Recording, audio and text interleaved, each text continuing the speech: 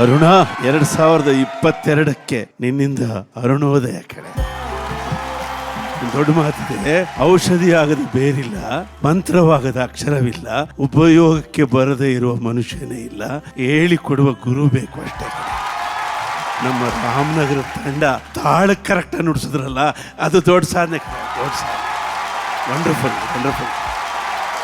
2022ಕ್ಕೆ Arun sir ಇಂದ ಅವರ ಸಂಗೀತದಿಂದ ಅರುಣೋದಯ ಅಂತ ಹೇಳಾಗಿದೆ. ಇನ್ ನಾವೇನ್ ಹೆಚ್ಚಾಗಿ ಹೇಳೋದಕ್ಕೆ ಸಾಧ್ಯ. ಬಟ್ ಎಲ್ಲರ ಕಡೆಯಿಂದ ಒಂದು ಸ್ಟ್ಯಾಂಡಿಂಗ್ ಓವೇಷನ್ ಅರುಣ್ ಸರ್ಗೆ ಪ್ಲೀಸ್ ಪ್ಲೀಸ್.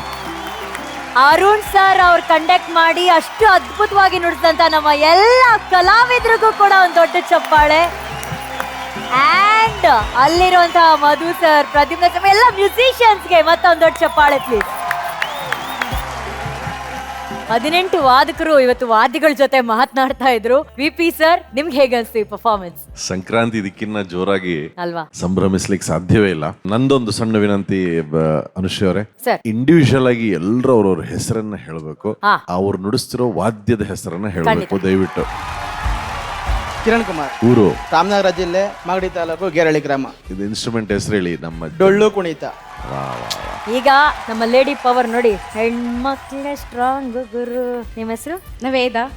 ನಾನು ಮೈಸೂರಿಂದ ಬಂದಿರೋದು. ನಾನು ನೋಡಿಸ್ತಿರೋದು ಬಂದು ನಗಾರಿ. ನಾನು 4 years ಇಂದ ವರ್ಕ್ ಮಾಡ್ತಿದ್ದೀನಿ.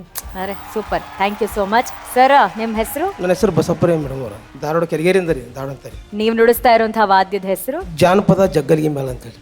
ಸರ್ ಆಮೇಲೆ ಇನ್ನೊಂದು ಕೇಳ್ಪಟ್ಟೆ, ಅದನ್ನ ಈ ತರ ಮಹಾಗುರುಗಳು ಹಿಂಗೆ ಉರುಳಿಸ್ಬಿಟ್ಟೆಲ್ಲ ಅವರು ನುಡಿಸ್ತಾರೆ ಅಂತ, ಹೌದಾ? ಹೌದು. ಒಂದ್ಸಲಿ ಅದ್ ತೋರಿಸ್ತೀರಾ ಸರ್ ಆ ಕಲೆನ? ಪ್ಲೀಸ್ ಪ್ಲೀಸ್ ಬನ್ನಿ ಸರ್. 4 ಜನ ಬಂದ್ರೆ ಚೆನ್ನಾಗಿರತ್ತೆ ಪ್ಲೀಸ್.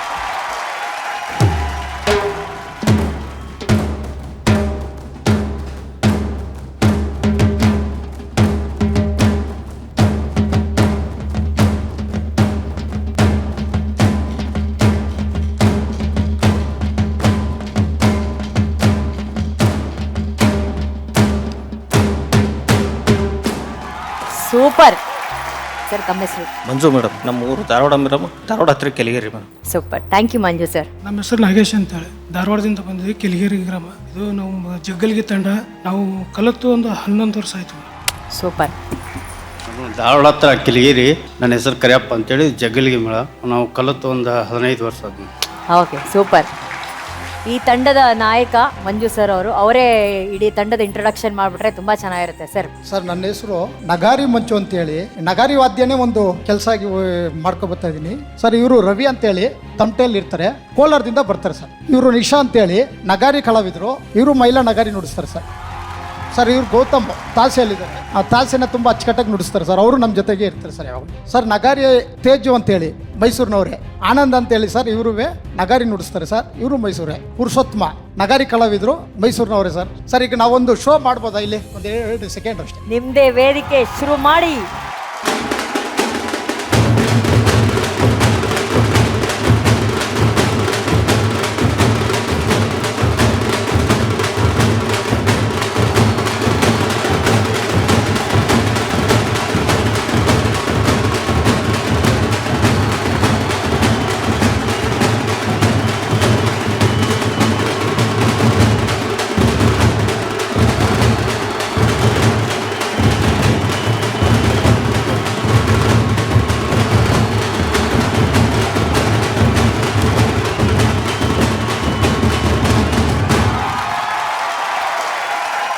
ಕರ್ನಾಟಕದ ಬೇರೆ ಬೇರೆ ಜಾಗಗಳಿಂದ ಕಲಾವಿದರು ಇವತ್ತು ಬಂದು ಇಲ್ಲಿ ನಮ್ಗೆಲ್ಲ ನುಡಿಸ್ತಾ ಇದಾರೆ. ಸೊ ನಿಜಕ್ಕೂ ಆಕ್ಚುಲಿ ಅವ್ರ ಪರಿಚಯ ಮಾಡಿ ಅಂತ ಕೇಳಿದ್ ನಿಮಗೆ ನಾವು ಥ್ಯಾಂಕ್ ಯು.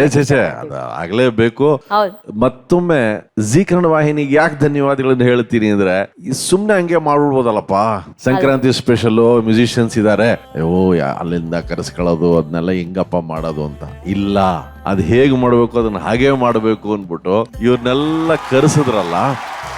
ಇವರೆಲ್ಲರ ಪರಿಚಯ ಇಲ್ಲ ಅಂತಲ್ಲ, ಪರಿಚಯ ಇದೆ. ಆದ್ರೂ ಇಂತಹ ವೇದಿಕೆ ಮೇಲೆ ಅವ್ರು ಬಂದಾಗ ಈ ವೇದಿಕೆಯ ಘನತೆ ಜಾಸ್ತಿ ಆಗತ್ತೆ ಹೊರತು ನಿಮ್ಮ ಲೈಫಲ್ಲಿ ಬದಲಾವಣೆ ಅಲ್ಲ. ಈ ವೇದಿಕೆ ಘನತೆ ಜಾಸ್ತಿ ಆಗತ್ತಪ್ಪ ನೀವೆಲ್ಲರೂ ಬಂದು. ಈ ಎಲ್ಲ ವಾದ್ಯಗಳು ಎಷ್ಟು ಕರಗಗಳಲ್ಲಿ, ಎಷ್ಟು ಜಾತ್ರೆಗಳಲ್ಲಿ, ಎಷ್ಟು ವರ್ಷಗಳಿಂದ, ಎಷ್ಟು ಯುಗಗಳಿಂದ ಬಂದಿವೆಯೋ ಯಾರಿಗೂ ಗೊತ್ತು. ಆದ್ರೆ ಅದನ್ನೆಲ್ಲ ನೀವು ಜೀವಂತವಾಗಿಟ್ಟಿದ್ದೀರಾ. ಅದು ಮತ್ತೊಮ್ಮೆ ಇವತ್ತು ನಮ್ಮ ಸರಿಗಮಪ ವೇದಿಕೆ ಮೇಲೆ ಜೀವಂತಗೊಳ್ತು. ಬಹಳ ಸಂತೋಷ. All the very best. ನೀವಿಬ್ರು ಎಷ್ಟು ಚೆನ್ನಾಗಿ ಹಾಡಿದ್ರಿ, ಸುಚೇತನ್ ಸಾರು. ಅಂಡ್ ಮೋಸ್ಟ್ ಇಂಪಾರ್ಟೆಂಟ್ಲಿ ಮಹಾಗುರುಗಳು ಹೇಳ್ದಂಗೆ, Arun sir is not just an musician, is beyond musician. ಮ್ಯೂಸಿಷಿಯನ್ಸ್ನ ಹತ್ತಿರ ತರುವಂತಹ ಮನುಷ್ಯ. ನಮ್ಮೆಲ್ಲರ ಒಂದು ಅದೃಷ್ಟ ಅರುಣ್ ಅಂತಹ ಒಬ್ಬ ಮ್ಯೂಸಿಷಿಯನ್ ನಮ್ಮೊಂದಿಗಿದ್ದಾರೆ. ಆ್ಯಂಡ್ ವಿಶೇಷವಾಗಿ ಮಹಾಗುರುಗಳ ಒಂದು ಉಪಸ್ಥಿತಿಯಲ್ಲಿ ಇದಕ್ಕೆಲ್ಲ ನಿಜವಾದ ಅರ್ಥ ಇದೆ. ಯಾಕೆ ಅಂದ್ರೆ ಅದರ ಅರ್ಥ ಏನು ಅಂತ ನೀವು ನಮ್ಗೆ ಅರ್ಥ ಮಾಡಿಸ್ತೀರಾ. ಹಾಗಾಗಿ ಇದು ಬಹಳ ವಿಶೇಷವಾದ ದಿನ. Thank you so much. ಧನ್ಯವಾದಗಳು ವಿ ಪಿ ಸರ್ ಆಕ್ಚುಲಿ ತುಂಬಾ ಅದ್ಭುತವಾಗಿ ಸಾಲುಗಳನ್ನ ಹೇಳಿದ್ರು. ಜನಪದವನ್ನ ನಶಿಸಿ ಹೋಗ್ತಾ ಇದೆ ಅಂತ ಅನ್ಸುವಂತಹ ಜನಪದ ಕಲೆಯನ್ನ ಇವತ್ತಿಗೂ ಉಳಿಸಿ ಬೆಳೆಸಿ ಜೋಪಾನವಾಗಿ ಕಾಪಾಡ್ತಾ ಇರುವಂತಹ ಈ ಜನಪದ ಕಲಾವಿದರಿಗೆ ಒಮ್ಮೆ ಎದ್ದು ನಿಂತು ಚಪ್ಪಾಳೆಯನ್ನ ನಾವು ಸಲ್ಲಿಸಲೇಬೇಕು. ಇದು ಬರೀ ವೇದಿಕೆಯಲ್ಲಿ ನಿಂತಿರುವಂತಹ ಜನಪದ ಕಲಾವಿದರಲ್ಲ, ಇಡೀ ಸಮಸ್ತ ಕರ್ನಾಟಕದ ಎಲ್ಲ ಜಾನಪದ ಕಲಾವಿದರಿಗೆ ನಮ್ಮ ವೇದಿಕೆಯ ಪರವಾಗಿ ಒಂದು ಸಲಾಂ. ಅರ್ಜುನ್ ಸರ್, ನನಗೆ ಇವತ್ತು ಸಡನ್ ಆಗಿ ಮೂಡ್ ಬಂದಿದ್ದು, ಒಂದೊಂದು ಇಂಡಿವಿಜುವಲ್ ಇನ್ಸ್ಟ್ರೂಮೆಂಟ್ಗೆ ಒಬ್ಬೊಬ್ಬ ಆರ್ಟಿಸ್ಟ್ ತನ್ನ ಜೀವನನೇ ಕೊಡ್ತಾನೆ ಅಂದ್ರೆ ಇದು ನಿಜವಾಗ್ಲೂ ಸಂಗೀತದ ತಾಯಿ ಜನಪದನೇ. ಎಂಥ ಅದ್ಭುತವಾಗಿತ್ತು ಅಂದ್ರೆ ಎಲ್ಲರೂ ಸೇರಿ ನುಡಿಸ್ಬೇಕಾದ್ರೆ ಈ ವೈಬ್ರೇಷನ್ಗೆ ನಮ್ಮ ಜಗತ್ತಿಗೆ ಅಂಟಿರೋಂಥ ಈ ವೈರಸ್ಗಳೆಲ್ಲ ಸತ್ತೋಯ್ತೇನೋ ಅಂತ ಅನ್ನಿಸ್ತು ನನಗೆ ಸಡನ್. ಅಂತ ಒಂದು ಪಾಸಿಟಿವ್ ವೈಬ್ಸ್ ಇತ್ತು. ಆ್ಯಂಡ್ ಸಿಂಗರ್ಸ್ಗೆ ಮುಖ್ಯವಾಗಿ ನಿಜವಾಗ್ಲೂ ಪ್ರಾಕ್ಟೀಸ್ ಆಗಬೇಕಾಗಿರೋ ಜನಪದ. ಯಾಕಂದ್ರೆ ಎಕ್ಸ್ಪ್ರೆಷನ್ ಹುಟ್ಟೋದು ಅಲ್ಲೇನೆ. ಸಂಕ್ರಾಂತಿ ಹಬ್ಬಕ್ಕೆ ಇದಕ್ಕಿನ್ನ ದೊಡ್ಡ ವಿಷಯ, ಇದಕ್ಕಿನ್ನ ಒಳ್ಳೆ ವಿಷಯ ಇನ್ಯಾವುದು ನಡೆಯಕ್ಕೆ ಸಾಧ್ಯವೇ ಇಲ್ಲ. Thank you ji for this. Thank you. ಧನ್ಯವಾದಗಳು ಅರ್ಜುನ್ ಸರ್. ಮಹಾಗುರುಗಳೇ, ಗೀಗಿ ಪದದ ಬಗ್ಗೆ? ಅದು ಉತ್ತರ ಕರ್ನಾಟಕದಿಂದ ಬಂದಂತ ಒಂದು ದೊಡ್ಡ ಪ್ರಕಾರ. ಲಾವಣಿಯನ್ನ ಶ್ರಾವ್ಯವಾಗಿಸಿದ್ದು ಗೀಗಿ ಪದ. ಅದು ನಮಗೆ ಸ್ವಾತಂತ್ರ್ಯ ಸಂಗ್ರಾಮದ ಸಂದರ್ಭದಲ್ಲಿ ಜನಪದಕ್ಕೆ ಆಡು ಮಾತಿನ ಶಕ್ತಿ ಕಡಿಮೆ ಅಂತ ಲಾವಣಿಗಳು ಉಟ್ಕೊಂಡು ಲಾವಣಿಗಳನ್ನ ಕಥೆಯ ಮುಖಾಂತರ, ವಿಚಾರಗಳ ಮುಖಾಂತರ ಹೇಳುವ ಪದ್ಧತಿ ಬಂತು. ಬಟ್ ಅದಕ್ಕೆ ಸಂಗೀತದ ಲೇಪ ಕೊಡಬೇಕು ಅಂತ ಜನಪದರು ಯೋಚನೆ ಮಾಡಿ ಈ ಗೀಗಿ ಪದವನ್ನ ಅದಕ್ಕೆ ಆ್ಯಡ್ ಮಾಡಿದ್ರು. ನೋಡಿ, ಆ ಗೀ ಅಂತ ಬಂದ್ರೆ ಸಾಕು, ಮನಸ್ಸೆಲ್ಲ ಆ ಕಡೆ ಸೆಳೆಯುತ್ತೆ. ನೀವು ಒಳ್ಳೆ ಮಾತು ಹೇಳಿದ್ರೆ, ನನ್ನ ಎದುರಿನಲ್ಲಿ ಇದೆಲ್ಲ ಮಾಡ್ತಾ ಇದೆ, ತುಂಬಾ ಪ್ರಶಸ್ತವಾಗಿದೆ ಅಂತ. ನಾನು ಇದರ ಹುಚ್ಚು ಸೇವಕ.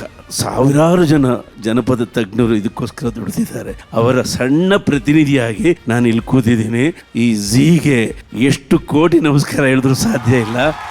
ಜನಪದವೇ ಸರ್ವ ಸಂಗೀತಗಳ ತಾಯಿಯಾಗಿದೆ. ಜನಪದವೇ ಸರ್ವ ಸಂಸ್ಕೃತಿಗಳ ಮೂಲವಾಗಿದೆ.